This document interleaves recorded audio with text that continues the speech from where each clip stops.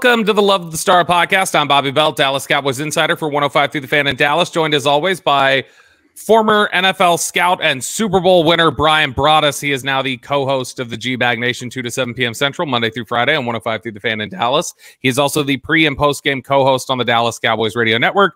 Brian Broaddus, how are you? I'm doing well, Robert. No football practicing or anything that we can deal with, but for the next 4 or 5 weeks, we'll make it a little interesting until we have to go to Oxnard. Yeah, you know what? I think the Cowboys will.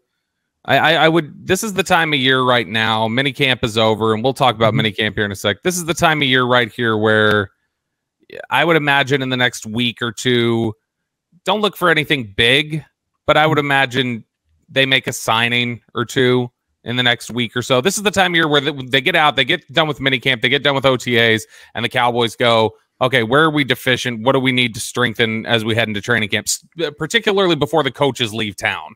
Because the coaches leave town, and so this is a window here where they get an opportunity to, hey, let's maybe work out some players, do some different things, and then look at fleshing out our depth.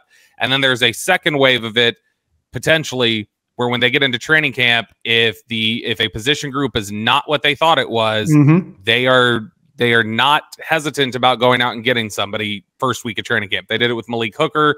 They did it with Anthony Barr. Right. Kavontae Turpin was signed that way, was first week of training camp. So they are known for getting to training camp and then saying, we don't like this particularly after a few practices. Let's go make a move. But again, I would not expect whoever the biggest name is left on the free agent market to be a Dallas Cowboy or anything like that in the next couple weeks. But right now, this is a window where we might see some back end of the roster moves and some signings and some additions for those of you that want to see those sort of things. And that's really what this next little period is going to be about for them, Brian, is just kind of roster evaluation heading to training camp. Yeah, you're absolutely right. The coaches are gone. The rookie players are staying and doing workouts up until the time that they leave for Oxnard. The veteran players are now gone. So, yeah, you'll have some guys filtering in and out. You're absolutely right about Will McClay and the staff. This is where they'll take some time off as well. This is the built-in period that the NFL now has, that 5 weeks between the OTAs and training camp, to kind of give everybody a chance to catch their breath and see their families a little bit before this thing gets started again. It doesn't mean that Adam Pacifica and others aren't working on contracts. Yep. Maybe, we've seen a history before the Dallas Cowboys, but when we get to Oxnard, of making an announcement of a signing or two, before camp starts. You're absolutely right about the bottom of the roster stuff, but I could see Adam, Todd Williams, Stephen Jones continue to have conversations, dialogue, especially now that CeeDee Lamb, they do have a number of where that is. And maybe they can work off that, be creative, and figure some things out. You will see what they'll do with the Dak Prescott contract. To me, that one seems a little bit probably further in the distance. Maybe the Lamb one would be a little bit closer, but I do believe they're probably working on those, and hopefully they'll get something done here before camp starts. Yeah, absolutely. I think that's the hope for many. Now, it's not unusual, like you just said, for them to get something done at training camp. That's happened before. Yes, it has. Because a lot of times agents come out there for, just getting shown around. It's a nice place to be out there. Yeah, I'd want to get out of the heat and humidity for a while. It's a good It's very easy. You ride up in the tower up there with Jerry. It's a great chance to have dinner with guys, catch up. It's a beautiful setting. It's just easy to get some of those things done. I know in the past we've seen, I believe Zach Martin's first deal got done at training camp. Yes. I think Frederick got done either at camp or right before. And so they've gotten deals done like this before.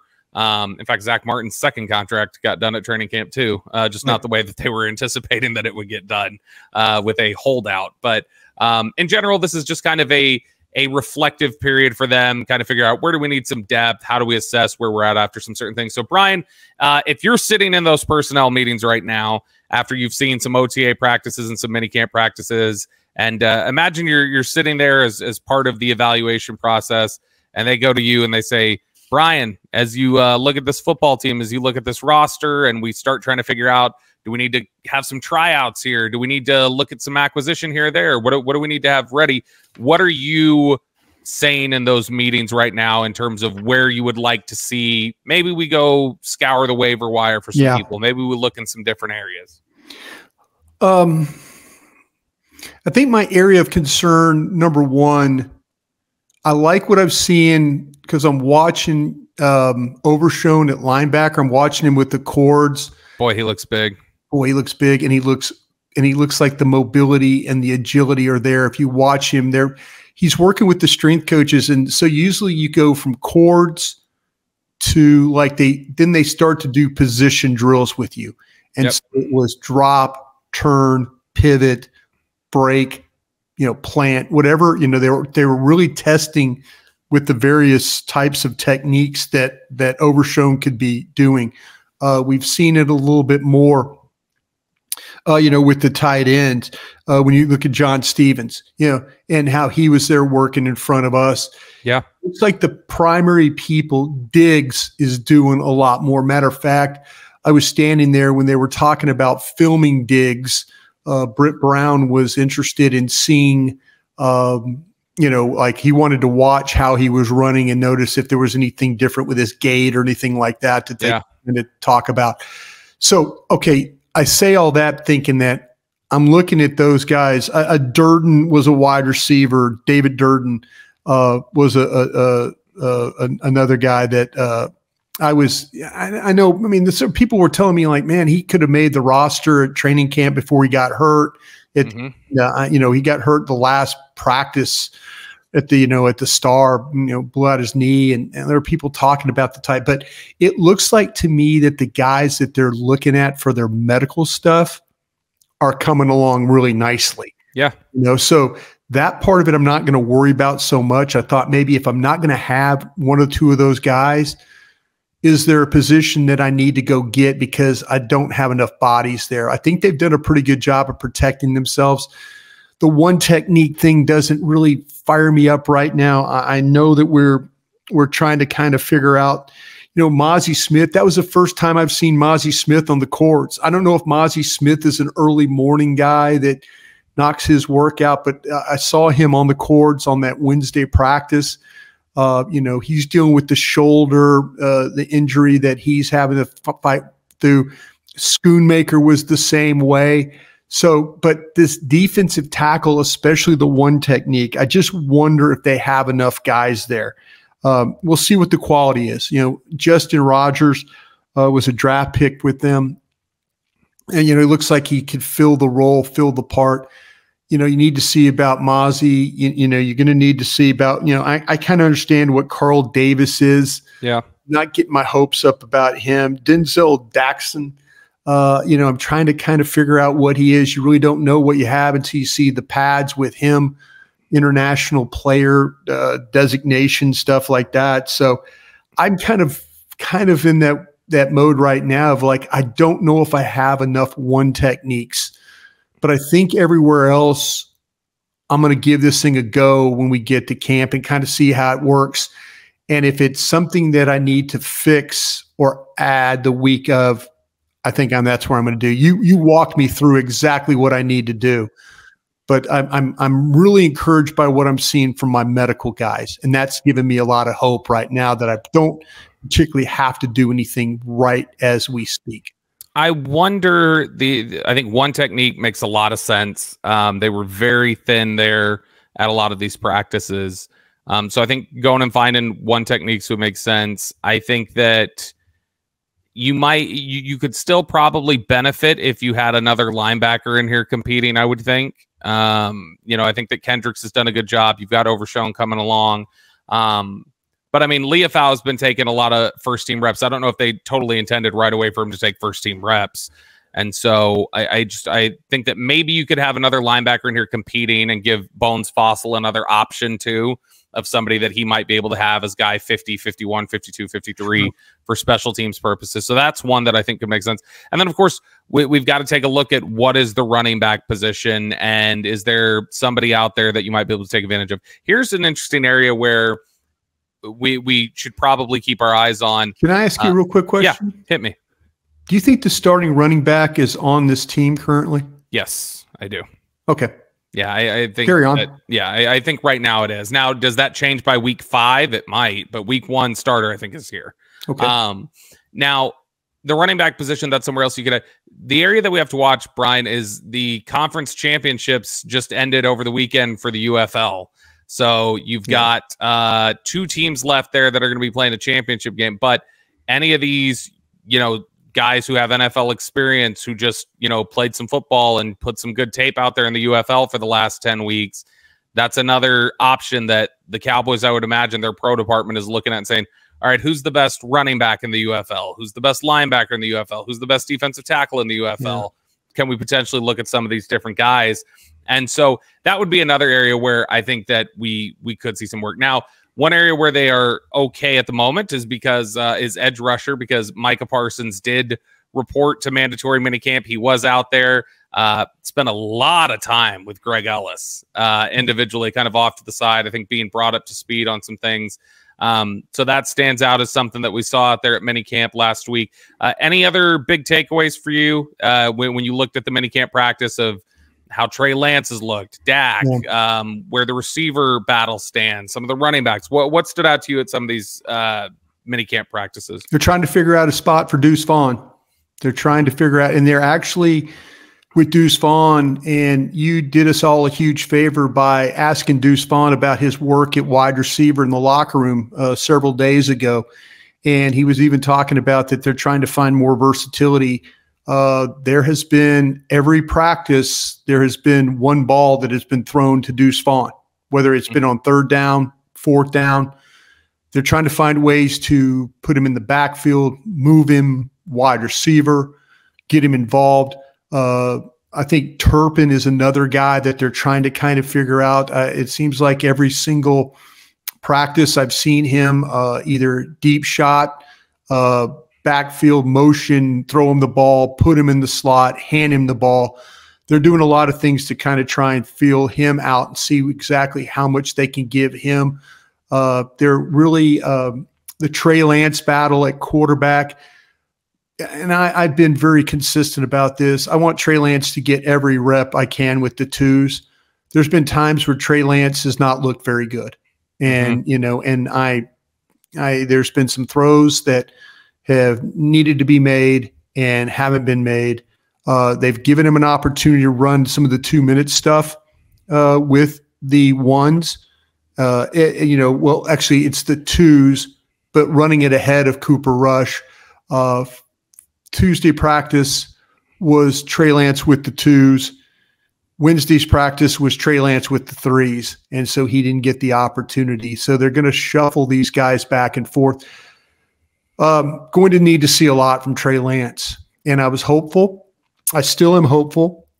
I'm not going to let 3 minicamp practices affect me, but there are some throws that he needs to make. And there's going to need to be the one thing you will see at training camp, Bobby, and you and I will talk about this a bunch when we get out there and do our shows or on the radio station.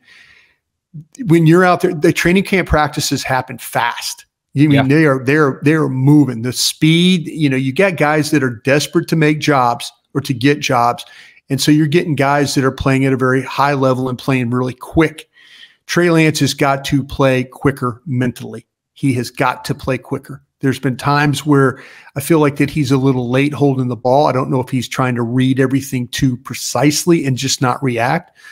But you will get a clear picture of him at training camp practices, especially with this secondary, and you will get a clear picture of him when you get to these preseason games, namely the Rams game, namely the Raiders game, and then you finish up with the Chargers. He is going to have opportunities to win this number 2 job.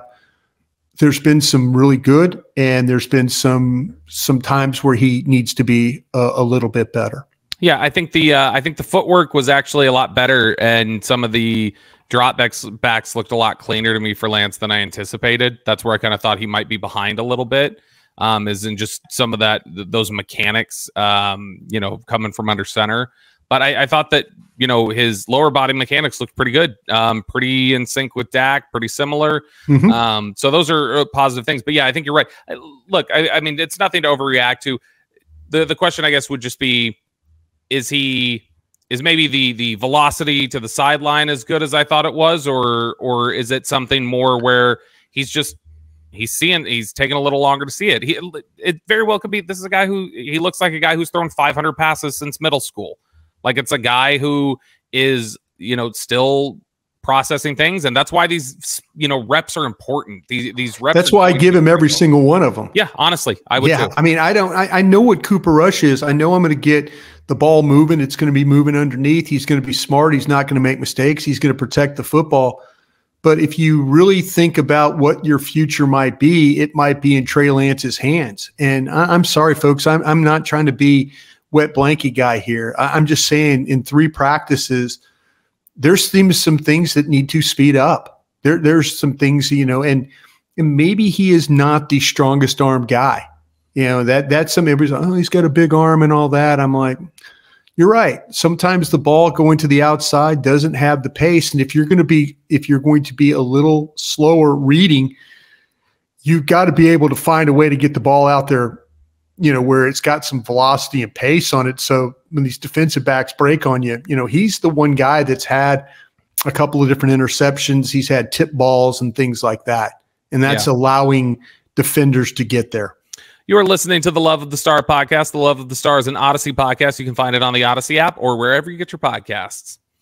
All right, Brian, our next topic here is a suggestion that we got actually from one of our listeners. Matthew Brown on Twitter had said, could y'all do a segment reviewing last year's draft haul, things to expect out of them this year, how any scheme changes impact them, and competition they will face from this year's draft haul? And I think that's a good idea. We can take a look at where this draft class is, what our expectation is for these guys. And definitely, I think that some of this, the coaching staff changes are going to impact a few of these guys. And definitely just because it's not even from a scheme standpoint, but just you had a sponsor here who was a really big fan of a guy and maybe isn't here anymore. And so as a refresher, this is the draft class that the Cowboys had last year. Defensive tackle Mozzie Smith, tight end Luke Schoonmaker, linebacker DeMarvion Overshone, defensive lineman Junior Fehoko, offensive lineman Awesome Richards, corner Eric Scott, running back Deuce Vaughn, and wide receiver Jalen Brooks. Brian, just kind of your general overview thoughts about the 2023 draft class and expectations heading into year 2 for them. Well, in these OTA practices that I've got to observe, the bottom 3 guys have shown up the most. And it's funny, Vach Lombardi and I do a show together every Friday. I love working with Vach. And I asked him this question: who's the one guy that we're not, or you're not, or excuse me, people are not talking about, but you're really keeping an eye on? And he brought up Eric Scott. And Eric Scott, if you watch him in these practices, he's done a better job with his coverage. He's done a better job of being around the ball. He's actually had an interception in these practices. I've noticed him a far more than normal. You talk about with Brooks on the back end of and what he's been able to do. I've noticed him more. I mean, there's talk about him. How much is he pushing Tolbert for this job? Could he be the third receiver? You don't see the inconsistencies in the practice. The one thing these receivers have to do to make this team, they can't have 3 good practices and 4 bad ones. Every practice, you're going to be tired. You're going to be sore. You're doing a lot of running. You are going to have to find a way to be consistent every single time you're out there. And right now, I kind of see Brooks has been that guy. Yeah. But the last 3 guys that, I'm trying to kind of focus in on Fehoko. They're playing him, they're playing him as that 3 technique. It's hard in the OTA practices to say, oh, wow, he's up the field, he's doing this, he's in the backfield. I haven't seen that particularly. We mentioned Overshone earlier in our first segment, how physically he looks bigger. He's moving better. I expect him to be a big help. I have more questions about Mozzie Smith now than I had as Mozzie Smith, the rookie. Does that make sense? Yeah, it doesn't sound because good, I though. don't know. I'm trying to figure out where he's at. I've talked to people about him. The word has been, what do you expect from Mozzie? I expect Mozzie to show up and work hard. That's what their expectations are of him. And maybe, when you say it that way, you're thinking, oh, okay. Yep. maybe we always weren't showing up and working hard, So Luke Schoonmaker, everybody knows how I feel about Schoonmaker. I don't recognize this player that we've seen the last couple of years. Well, and he's hurt right now. Yeah, he's hurt. But that wasn't the same guy that came out of Michigan last year. And the fact he's hurt again. And the only thing I could hope that is that Luke Schoonmaker goes the route of previous tight ends that have been here, that have gone on, the first couple of years. A little slow developing for tight ends here in Dallas over the years. Yeah, it's guys who are late bloomers. Yeah, if you look at our guy that's down in Houston now, he was late. Schultz, Schultz was late. They were all Bennett, Anthony Fasano. You can go down the list. Scott Chandler. You can find plenty of guys. All late guys, all late players. So, with that being said, I'm trying not to sneeze as I'm talking here, but the thing is I'm hopeful on Luke Schoonmaker, but I think I have an idea if Overshone would have played last year, I think we would have felt better. But man, you went through a class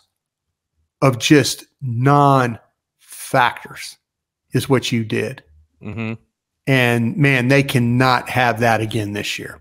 Well, and I think if you were to ask people over there with the Cowboys, like, who are you most excited about in terms of what they can do for you? I think a lot of them would default to Overshone. And that was their 3rd round pick. That was the 3rd guy that they selected. But I think that's probably the player from that draft class right now that they think has really intriguing upside and is somebody that they think can be a difference maker as a culture builder and a leader and somebody who can make some really impressive. They were getting really excited watching him at these practices. And they should have been. Games. They should have been. And, you talk about getting excited watching guys, you got to look at the thing was Awesome Richards not good enough to beat out, Ogba, I mean, that's the thing that kind of bothers you a little bit, that they got something out of TJ Bass. Yeah. Thank God they did, but that was not a draft pick. So yes, this draft class, the bottom half of it, I'm starting to see some okay, here we go. We might be able to use these guys in some roles. The top half of the draft class, I have the most questions about. And the middle of it is kind of like in no man's land. Awesome Richards, Fehoko. We'll see how it all plays out with those guys. Yeah, I mean, look, you mentioned earlier Brooks. I think Jalen Brooks is the receiver, I think has been really steady, really consistent. Yeah. I think you see a guy that's a smart player who has a plan off the line of scrimmage for how to attack routes and how to run routes with precision. And I think does all the little details, all the little nuances really well, especially with some of the hand fighting. Long arms. He's got like 34.5-inch arms. And I think you see the catch radius at times. He adjusts the balls really well. I said it last week. To me, he's the second best bad ball catcher on the team behind CD. And I think that he's really impressive in that way. And so I think Brooks, you can get something out of. Vaughn is a guy that they're clearly trying to find some work for. Richards has rotated in place of Idoga at tackle at times during these practices. Schoonmaker still hurt, Mozzie hurt, Overshone rehabbing. It's a lot of questions there in terms of with the rehab group and what you're going to get out of these guys from that point. Now, the two guys that maybe we need to focus on in terms of did they lose their sponsor might be Junior Fehoko and Eric Scott. Two guys who Dan Scott's Quinn playing better though. I will say I've noticed Scott in practice. Scott absolutely has played better. And those were two guys though that were sponsored. Dan Quinn was a big fan of. And so I do wonder, are you kind of working behind a little bit? Or are you working uphill a little bit when you lose that individual? They're pushing the rock up the hill now is what they're doing. But like I say, you'll notice Fehoko more when we get to the pads, hopefully, and training camp, pass rush stuff, maybe some of the 3 technique stuff. He was a guy at San Jose State that got up the field really quickly. And, we've really yet to see that here. But I have been noticing Scott more, and I've been noticing Brooks, a lot more. Here's a question I have for you in regards to this draft class, and maybe this is a loaded question. Assuming everyone is healthy, week 1, who gets the second most snaps at tight end? Is it for sure Schoonmaker? I don't know. I can't say that with any certainty. Some of these tight ends behind them have had good practices. I mean, the fact of the matter is, it's a pretty loaded room. When you look at Ford has spent time up on the varsity field. That's a hyphenated name, by the way, if you're new to the program. He's a rookie out of Minnesota. They like John Stevens. John Stevens a ton, man. He's physically a good-looking kid. Now, does John Stevens block like these other guys? Probably not. But does he get up the field, make plays, make catches? Is he all that kind of guy? Absolutely, he is. But yeah, I think that the guy that seems odd man out right now is Hendershot. But maybe that's out of sight, out of mind too. I think Hendershot has. I think there's. Has he seen his course? I just think Hendershot, there's still some maturing maybe for them. Sure. That they think that he's behind on at times, and that's the case for a lot of players in his position. But one of the guys that I think is interesting to note is Princeton Fant too. Yeah, he made a nice play up the seam. Fant is somebody that it's funny. You can look at it two ways. When you're out at training camp and you see a guy getting, kind of they're ripping into somebody, a young player. Mm-hmm. They're really giving it to him, and letting them hear about what they're screwing up, or you got to be doing this, and they're tugging on their. You can look at that two ways. One, they're upset with him, and coaches are down on him, teammates are down on him, whatever. The other way you need to look at that at times is people are investing in that player and trying to correct things because they're working on him because they have plans for him. Mm-hmm. And so you just get Fant, I feel like, is that other one. Dak Prescott, we've talked about it before, was a couple different training camp practices last year, was in Princeton Fant's ear a lot. Oh, yeah. And was very demonstrative and loud. And I saw him do similar things Jake Ferguson's rookie year, where he was into Ferguson the same sort of way. And Ferguson became a guy that he trusts a lot. Fant, it feels like, is somebody that, at least from my perspective watching it, Dak has invested in at times and tried to show him certain things because there might be a plan there. And so that's one of the ones that I think that there's a lot of competition here that I don't know that Schoonmaker's just going to be handed. No, I don't think he is. I don't think he is. I mean, as painful as it is for me to say that, he is going to have to find his way here. You know what I think that is, though, Brian? I think that's a ballsy call. I think that's our Chill Boys ballsy take of the day. Go to chillboys.com, use promo code STAR for 15% off your order. We are so grateful to Chill Boys for being a partner here with us at Love of the Star. And go get some underwear, some socks, some shirts for Dad for Father's Day, and get it 15% off. Thanks to your listenership to Love the Star. Go to chillboys.com, promo code STAR, 15% off your order. They have a lot of options, a lot of colors too and stuff. Ton of different stuff. It's super comfortable under. I mean, I'm not a guy sitting here talking about underwear, but here I am. It's super comfortable. I mean, I'm in it right now, Brian. Summertime outside, it gets warm and you're kind of, it's just breathable underwear, and it's awesome. That's what I'm in them right now. So if you want to get into my underwear, if you want to get into Brian's underwear, chillboys.com, promo code STAR. You're listening to the Love of the Star podcast. The Love of the Star is an Audacy podcast. You can find it on the Audacy app or wherever you get your podcasts. All right, Brian, it is now time for our Dean Julia Love the Star mailbag. It's where we turn things over to our dear, sweet listeners, get their thoughts, their comments, their questions. First question here, we're going to grab from Christopher. And Christopher is at Sing for the Day. I've known Christopher for a long time. Big time Dallas Cowboys fan, living in Alaska. I know that he just had a baby not long ago, Sam, who's been dealing with a lot of different health issues that they've been at the hospital. Thoughts and prayers that way, for sure. Yeah, we're thinking about you, Chris. And Chris's question is, Who are your trade targets not at running back if the season starts off rough? Let me say running back real quick. I'm just going to name some guys there. I think Elijah Mitchell from San Francisco would make some sense. They just traded for Isaac Guerrero, or they just drafted Isaac Guerrero. They paid Christian McCaffrey. I think Mitchell, who's kind of been on the downslope in San Francisco, could make some sense. Isaiah Spiller with the Chargers could be one. That was a guy the Cowboys were interested in a couple of years ago. And then the Panthers have like 6 running backs. Dolphins have got a lot of them too. Yeah, Dolphins, Panthers. So anybody looking to offload a running back, that could be the case.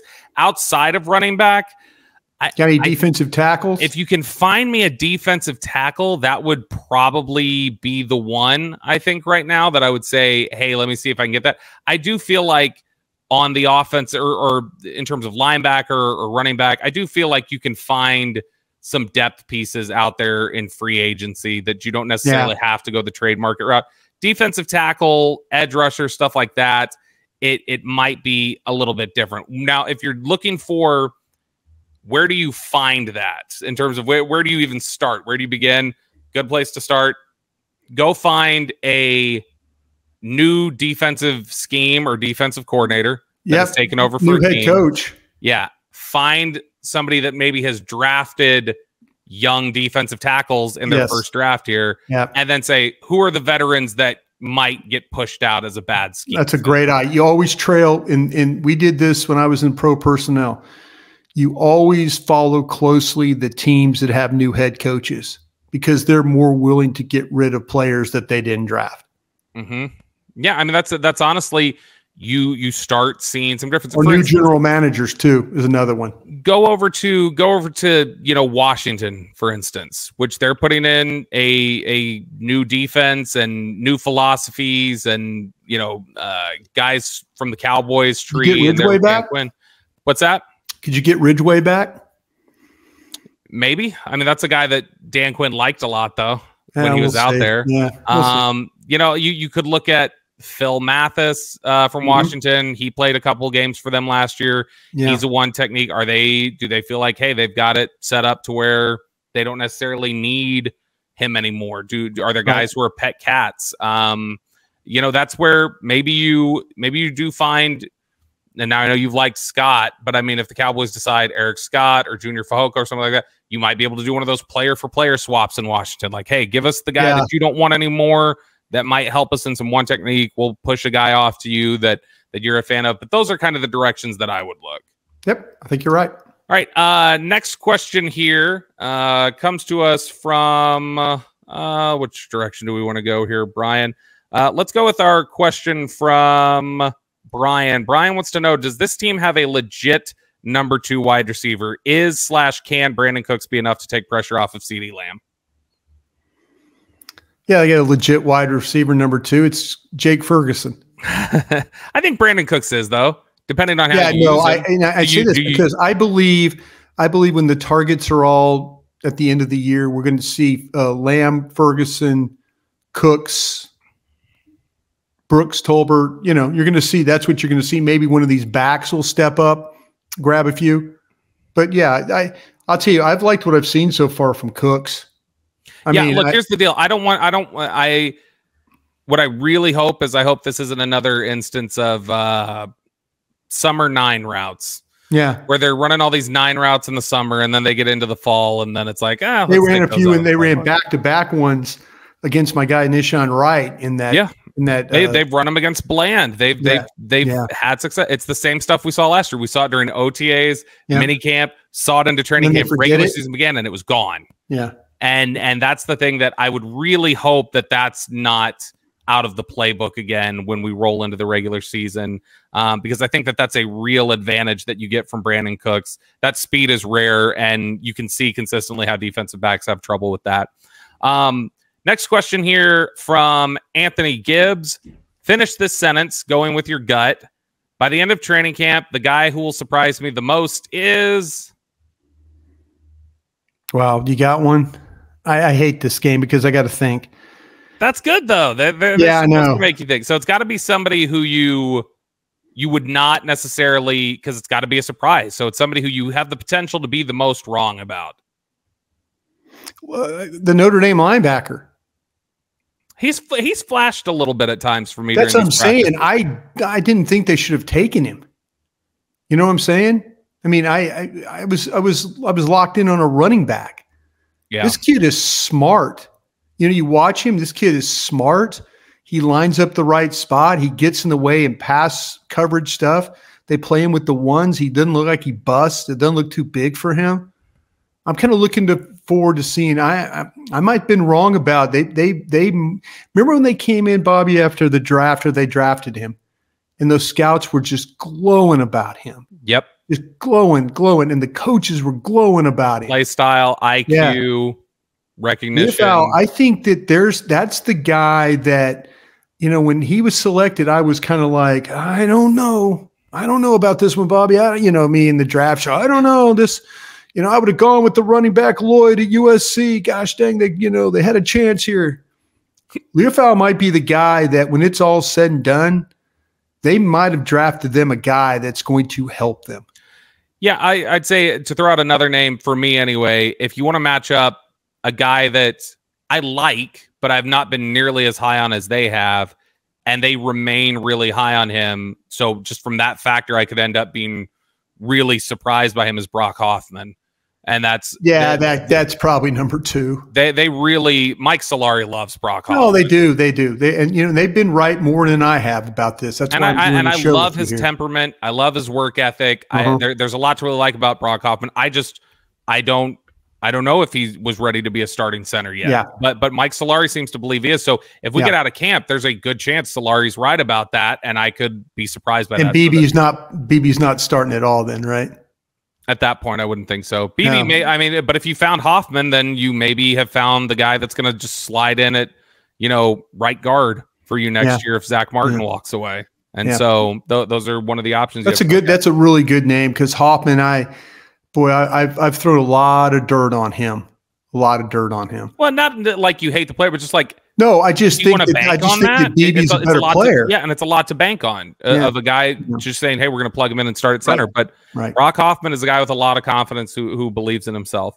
Right. Good question there from Anthony. That is a good question. Next question here from Roe. What do you think of Mike McCarthy's play calling this past season? Is there anything you would like to see him do differently? The first one right there. Deep shots we were talking about. Shots with Cooks. Yeah. I want to see that.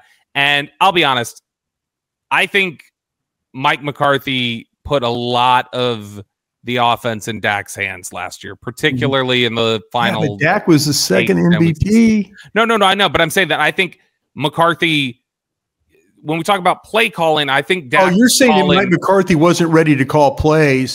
Dak bails him out. Now he's ready to call plays? No, I'm saying I think that Mike, by the groove they had found, was Mike turning over a lot of the offense to Dak. I thought maybe you said it took time for Mike to get back as a play caller. Dak helped him a lot, and now with a year under his belt again, Mike's back to being a good play caller. I think they found their rhythm with, all right, Dak is going to call a lot of this at the line of scrimmage. Yeah, I think you're right. So I think that check with me stuff, yeah.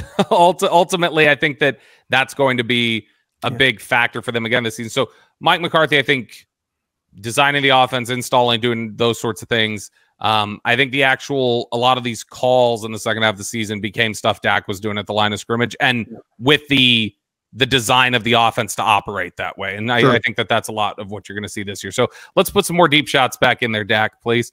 All right, that does it for us here today on the Love the Star podcast. Thank you so much for joining us. We're getting ever close to training camp. We're about 6 weeks out, but we'll be with you here the whole way, giving you news, updates, and the latest on the Cowboys. For Brian Broaddus, I'm Bobby Belt. Thank you so much for joining us. We'll talk to you guys again later. Hey, thanks for watching. If you enjoyed this video, please don't forget to give it a thumbs up and subscribe to our channel for more content like this. If you want to see more of our videos, be sure to check out our playlist and let us know what you think in the comments below. Also, don't forget to follow us on social media to stay up to date on our latest updates. Links are in the description. Thanks again for watching, and we'll see you in the next video.